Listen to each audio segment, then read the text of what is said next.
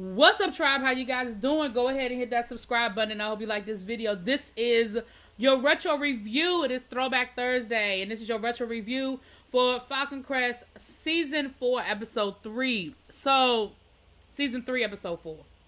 Season 3, Episode 4.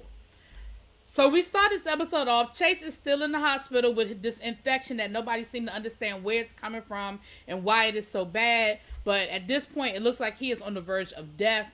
And Maggie is just desperate. And the doctor comes through, and the doctor is like, listen, you need to let me operate on him, or you are at risk of letting your husband die. And she was like, well, let me wait until, you know, his cousin come through so I can get a second opinion. And he was like, listen, you can keep waiting if you want to, but basically your husband is going to end up dead while you sitting here waiting to figure it out. So she agrees to let him do the surgery. And then we see Miss Victoria. Now, y'all know we hadn't seen Victoria in a while. And even in the last episode, I said, where the hell is Victoria? Now, I told y'all, for those of y'all who've been watching my reviews for Falcon Crest for a minute, y'all know I don't like her. And I knew that at a certain point, Victoria left the show. I thought she left the show a long time ago. But, child, she been hanging on. She has been hanging on. But I think this episode might be, maybe the next episode, might be her swan song. Because in this episode, we find out that she has decided that she is not only going to divorce Nick, who she found out was cheating on her like the day after they got married, but girl, you losing the way you get him because you had a whole affair with Nick and his wife. So his wife was like, turnabout is fair play, and she turned around and did what? Slept with your husband. So anyway, so she's decided that she need to go back to New York because, listen, she just never really fit in here on the West Coast. This just was never her zhuzh. She's talked to some friends. She's going to move back to New York. She's going to live with some friends from high school, and she is going to pursue her career in dance. She said, that is what I've always wanted to do, you know, and I got to try it. You know, I feel like I've been living my life for everybody else, and now it is my turn to live my life for me. And if I fail, then let it be my failure, you know, boom. So she tells her family that she's moving back to New York, and of course, they try to talk her out of it, but ultimately, she was like, listen, at the end of the day, I'm grown. I was kind of telling y'all out of courtesy, not necessity. But I'm leaving. And I was like, okay, girl, bye. Now, in the real world, would I have left while my father was still in the hospital and not knowing whether he could walk or not, or he was going to live or not? I probably would not have. But because I don't even like Victoria, bye, girl. Moving on. So, while this is going on, Angela is in her feelings because remember the last episode, Julia won't see Angela, but Julia will see everybody else. So Angela's in her feelings, so she goes to visit the sheriff child, and she is mad because they won't give her bail, and she mad at the sheriff like he could do something about it. The sheriff was like, I'm sorry, Angela. That is not how the criminal justice system works, ma'am. The judge did not give your daughter bail, and all I'm doing is enforcing the fact that she don't have bail. I don't have nothing to do, and I don't have no control over whether she want to see you or not, and all of that. And so then she starts talking about how the jail, the conditions of the jail. He was like, ma'am, that is the local prison. What do you think is going to happen if she is found guilty and she goes to the state penitentiary? That is a picnic compared to where she going to end up. So Angela end up threatening him, and he is like, ma'am, Angela, I don't do idle threats. And Angela was like, well, I don't make them. Child, I don't know what you're going to do. That sheriff, listen. Anyway. But it was just so funny to see Angela be all mad like she could control something that's going on with the criminal justice system. Listen, Angela, you can control a lot, but ma'am, you have met your match. You don't control this. You don't, no ma'am. So, now while she talking about how horrible the jail is and how terribly Julia is being treated, Richard is visiting Julia in jail, and he done bought her a whole plant to take back to her cell. I didn't know you got to do that. I didn't know you could drop off plants in jail and they get them, take them back to their jail cell like at the hospital, like you bringing flowers to somebody at the hospital. I did not know that's how that worked. But while Angela is talking about how horrible Julia's prison state is, Richard is giving her, you know, plants and shit. I didn't know that's how this worked out. But anyway. So while all that is going on, child, once again, Angela is in her feelings. trying to figure out what they're going to do about Chase. She's talking to Philip, and Philip is telling her, listen, I done talked to the judge. The judge said she will hear your petition in about 3 weeks. And Angela was like, 3 weeks? Why is it going to take that long? He said, listen, the courts are backed up. You lucky you got 3 weeks, because for real, the judge was like, I don't know if I can, I don't even know if I got time to hear this case, much less do it in the next 3 weeks. So Angela's like, okay, fine. I guess that's the best we gonna do. And he was like, yes, ma'am, that is the best we gonna do. He said, well, what is why are we in such a rush? And so she tells him about the doctor basically threatening to kill Chase. And he was like, oh, well, we can't have that. She's like, I know. And he said, okay. She said, so what are we going to do to stop it? He said, we can't do nothing. He said, if we put ourselves in the midst of this situation, we're going to be in a lot of trouble. Like, we can't, it ain't nothing we can do about that. So Angela was like, damn, okay, well, I guess. Now, Victoria and Maggie call Lance, not Lance, the other boy, the son, I remember his name, child. Y'all know who I'm talking about, but y'all know it ain't Lance. Call him up to the hospital, and they were at the winery, and Lance talking about something. Angela was like, what's he in such a rush for? And he was like, oh, well, I think they about to operate on Chase. And she was like, oh my goodness. And Lance was like, what you mad for? Like, that's like a win-win for both of us. And she was like, no, it's not.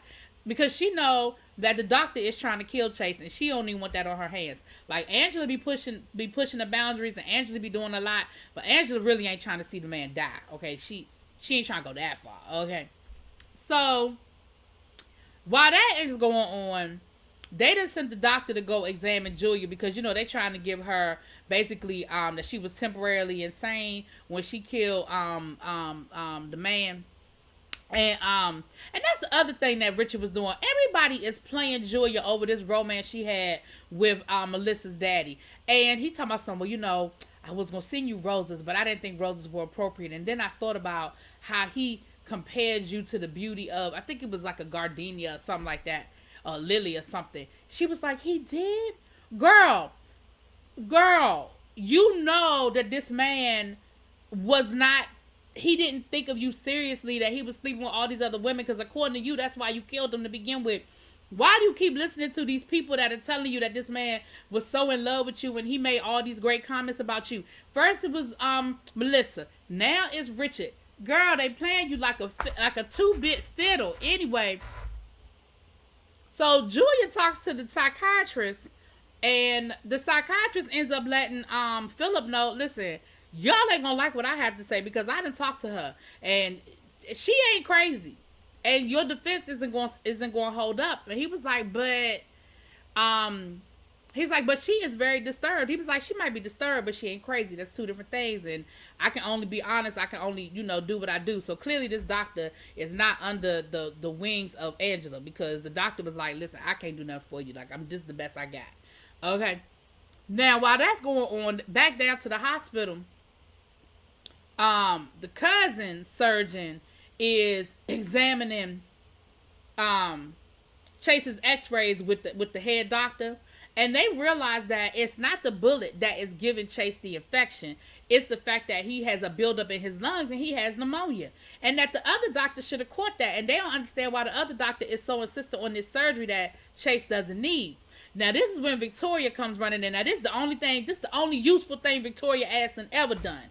She done ran in and told them that they getting ready to operate on her daddy. And they said, oh no, Chase can't go in for no operation. And they end up stopping the operation just in the nick of time, real dramatic like.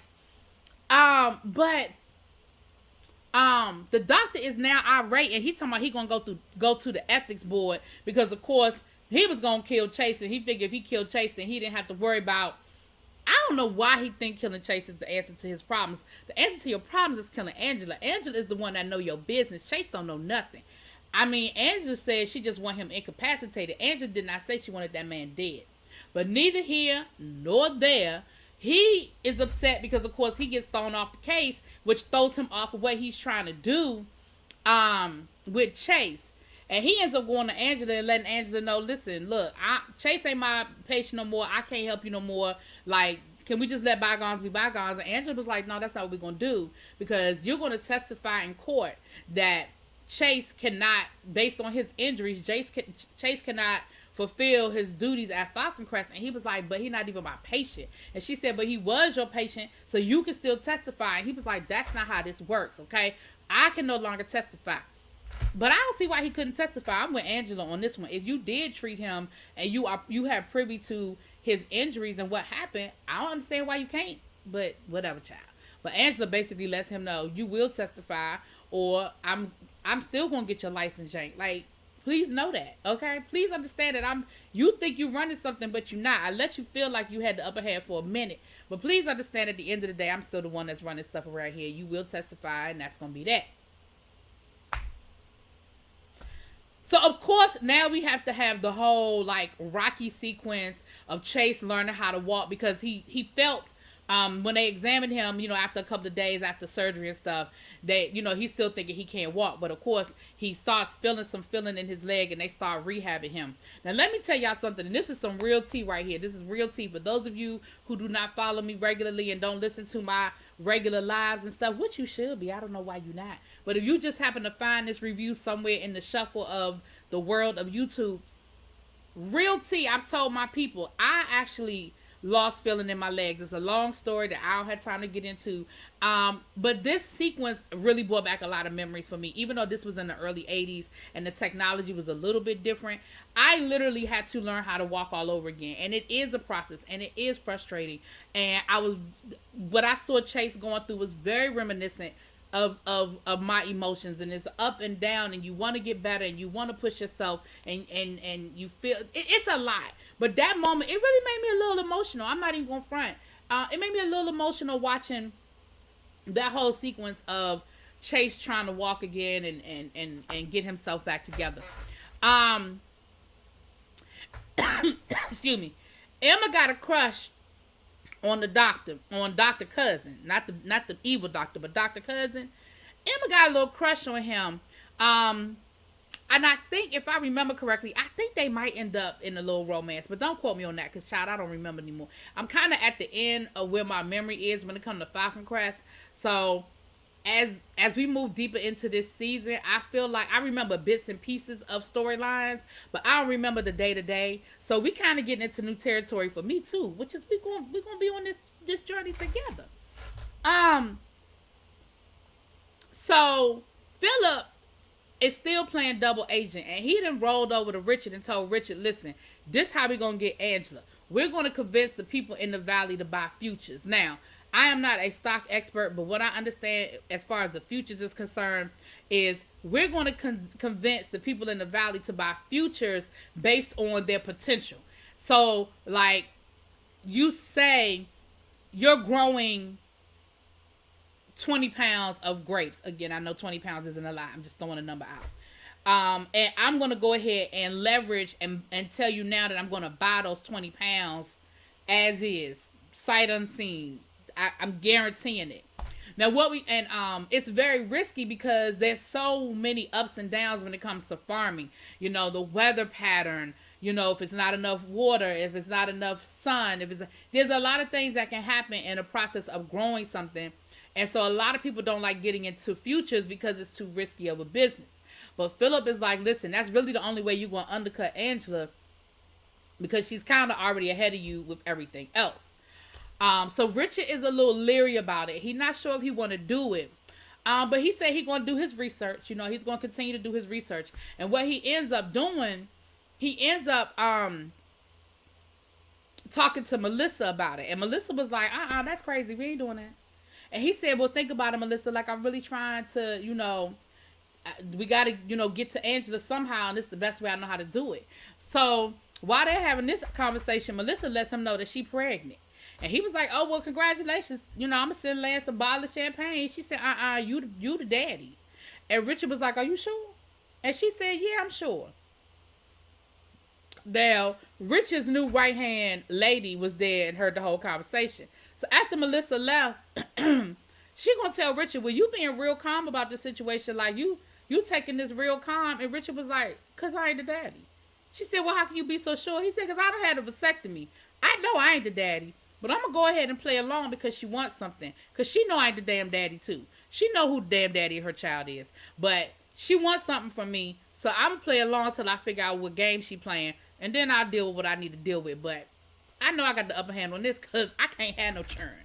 I said, Melissa, you overextending your hand, ma'am. You are overextending your hand. But anyway. Cole, that's the son's name. Cole and his girlfriend made it official, child, even though her daddy can't stand Cole and don't want her nowhere around Cole. But she said, listen, I love you, you love me, and we're going to make this work. Okay, cool. Boom. Damn, there they go. We find out down to the winery that Cole is running another one of his experiments. Now, he got Angela on board with it. And, of course, him and Lance are going head-to-head because they just don't like each other. And they've been fighting since day one. You know, there is no child. They don't like each other. But Angela seems to be behind this experiment. And Maggie stood up to Cole because, of course, Maggie is running her half of the winery in Chase's absence. Which, of course, Angela is not here for, which is why Angela wants to have this hearing to be able to show that Chase can't handle it. Chase ain't in a position to handle it. So, Maggie and Surgeon Cousin, they get to talking a little bit, and he is letting her know that, listen, I hear everything you're saying, but I'm still not staying. I'm gonna make sure Chase is okay, but I'm still getting up out of here as soon as I can. And she was like, why you keep running? Why are you running from your talent? And he was like, listen, you don't even know. You don't understand. You don't know my pain. Just let it go. But he does let her know that he is the executor of Jacqueline's estate, which, of course, Maggie was like, why? And he was like, I don't know, because I don't even know her like that. But if they say that's what I need to do, then that's what I need to do. So she was like, all right, well, I guess you're going to be here for a little while, child. I don't know. Now, Philip and Angela are still scheming on getting full conservatorship of Falcon Crest from Chase. Now, here's their strategy is they'll ask the court for a permanent decision, and they'll settle for a year because they figure if we ask for permanent, then we'll probably get a year, and then, you know, like Angela says, child, a lot can happen in a year. So while this is going on, Emma has convinced, she tried to convince Richard to let her write a column in the Globe. She did her research, you know, her and her computer, child. They be working things out with that computer, and she did her research to show where